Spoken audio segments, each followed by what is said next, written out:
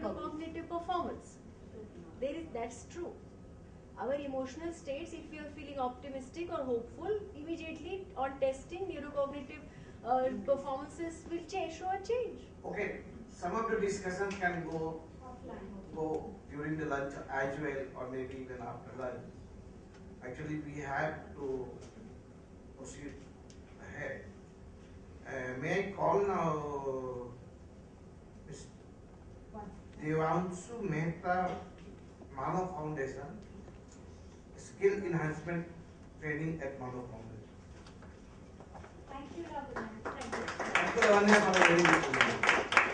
I'm here representing my organization, the Manav Foundation. We are based in Bombay.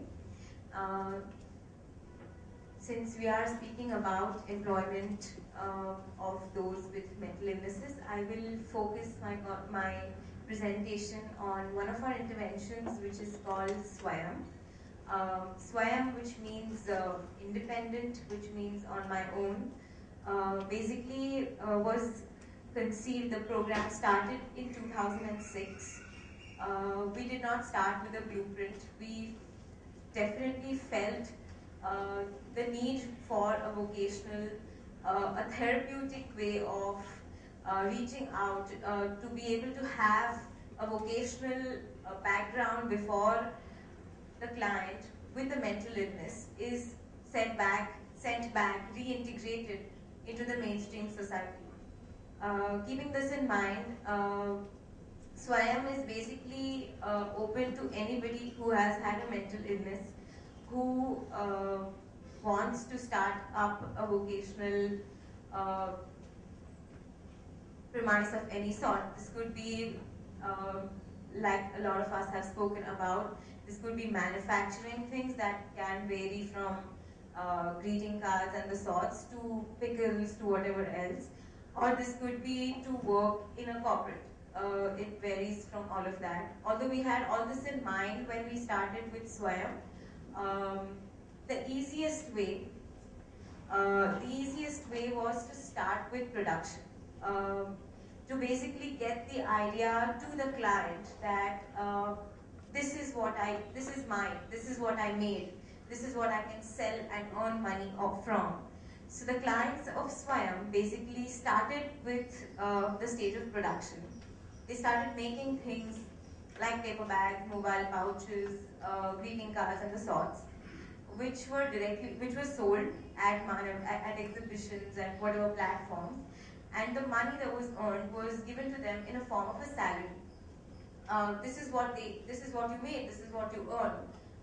It was the direct sales concept that was also introduced along with production. From production, we moved on to soft skills training, which was, again, how to go for an interview, what are the kind of skills that you will be required in a workplace, in interpersonal communication, team building, and the like. We moved to then what we call in vivo exposure, which was field placement, so to place clients in organizations, to have an organizational structure within the Swayam time. And like you can see, there are two spaces that are left. That's because Swayam is still evolving. It's very, very young, it's very, very fresh. And we are constantly open to new ideas. We want to constantly be thinking about what else we can do, so that we don't get stuck in the rut of, oh, this works, oh, this doesn't work, oh, that works, oh, that. So yes, we are constantly evolving in terms of the kind of skills that we are reaching out to. So this was our first phase of production. So these are some of the things that the clients made. There was jewelry, greeting cards, chocolates, pickles, paper bags, candles, mobile pouches, and the like. The clients really liked this phase. Some of the low functioning clients I'll speak about, for them to be able to, it was too intimidating to tell them that you will be learning how to make a earring, for example. I haven't had my skills have broken down because of my mental illness. How am I going to be able to make a candle or a earring for that matter? So it had to be broken down into micro parts where you will be learning how to put a bead into a wire. That is your skill. Eventually, each one of them have their strengths in what they were good at, what they were not good at. Like any of us. Like if I was told how to make an earring, my God, I would be intimidated too. But moving from there, this phase of production got exhausted really fast. We knew it was not enough. Sure, you have learned a skill, but it's not enough to go out there and do something of your own. So we moved to soft skills training, and if you look at the graphic there, he wants to get into CEOing, and sure, why not? So yes, some of the skills that they focused on here was to set goals for themselves, to identify what these obstacles are in achieving those goals. So, for example, there was a client who wanted to work in an office on the computer. That's what his goal was. He didn't know exactly what he wanted to do on the computer, but that was his goal, and sure, why not? Hence, what is the first step in that place? Why aren't you working in an office? Okay, I don't know how to switch on the computer. So the first step was to then go and find out, either in your own community, either with the other clients, either in a professional place, to be able to learn how to use a computer, to be able to learn how to switch on the computer. Instead of giving a generic computer training program for everyone, each client was able to identify a goal for themselves. And of course, we would help them with resources. Oh, okay, so do you live in this geographical area? Maybe you should try this out. The resources was something that we supported with, but each client had their own goal. The preparing for interview, the likes. Another client that comes to mind is this client who said he wants to work in an office making tea for everyone at the office. Now this client has schizophrenia, serious schizophrenia, has been chronically ill for about 15 to 20 years, and he was extremely enthusiastic, scared of fire. I want to make tea, that is my goal for everyone in an office. His first step was to make tea for himself. So then there was assistance again given in terms of what are the goals. So there is that whole therapeutic angle also to it, because if you are scared of fire and if you are wanting to make tea, how is that going to work? So then like a therapeutic process in terms of, today he makes tea for everyone at Manav, and hopefully someday he will be able to reach the goal that he set out for himself. In vivo exposure, this is something that we recently have started with about 6 months or so, because what happened is that production and soft skills, independent of themselves, the client did not know where these things need to be applied. Sure, it almost rang hollow of a context. Okay, sure, so I have production skills, I know how to make XYZ. I have soft skills, okay, so now I know how to work in a team, etc. But where am I going to apply all of this? So one of the things that we did was we converted the SWAYAM sessions into a SWAYAM office time. So what we did was we researched departments, we researched the kind of roles and responsibilities that are required for each department. And we gave them like a whole list of, there was research, purchase, sales, marketing, HR, so on and so forth. And we said, these are the roles and responsibilities, these are usually departments that are there in an organization. Why don't you go through it, take your time, let us know which departments you want to have in your SWAYAM office, and we can have them. So the clients chose marketing, accounting, production and sales, and human resource management. So this is where we started.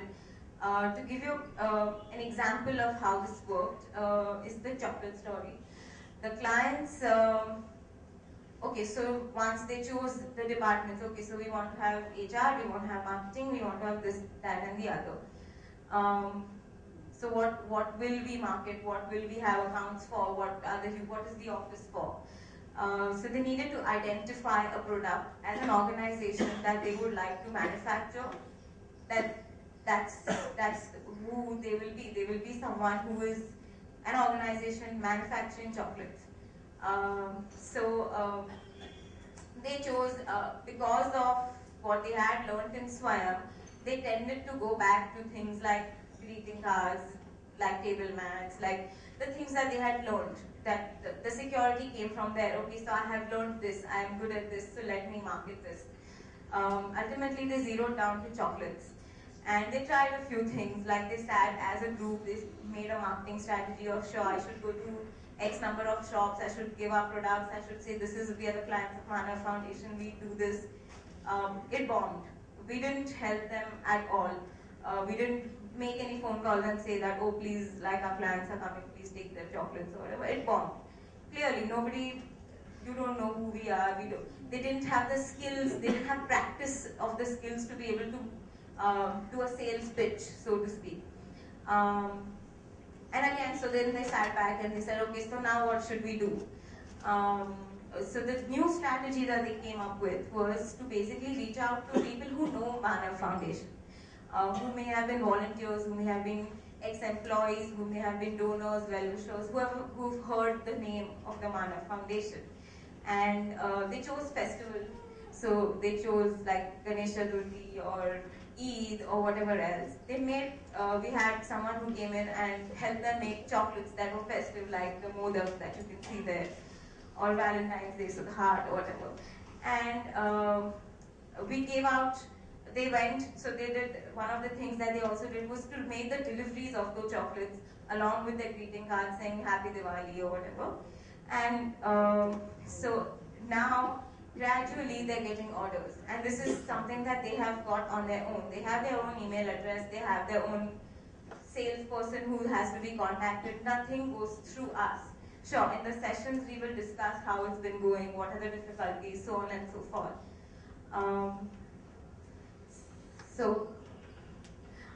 Where we want to go from here is that for each, so this now you have learned the skills of marketing, now you have learned the skills of production, accounting, so on and so forth. So where do you want to go from here? Since they have this range of exposure, we want to be able to hopefully give them exposure to more things that we can foresee or that can come our way, but also for each of them to be able to determine where they want to go from here. There are no restrictions in terms of you have to only do this, or you have to only set goals in this area, or you can only do that much. You can go ahead and set any goal for yourself. Again, for us to be able to equip them with everything that they will require, whether it is a generic skill that is required across vocations, or whether it is a micro skill that may be required for their particular vocation. Of course, one of the major things that we want to do is to be able to sensitize the community, to be able to sensitize organizations, to have people with mental illness, whether they are clients of Manav or not, to place people with disabilities like we have been speaking since yesterday, and basically to have each individual with a mental illness lead an independent life in whatever vocation that they choose to have. We are still very small in terms of our vocational approach. We are very fresh, we are very young. And advocacy is not something that we have been doing actively. We are more focused on the therapeutic part of the process. That's where we are at. Thank you. Soft skills is something like across the board which everybody could go through in terms of commonality.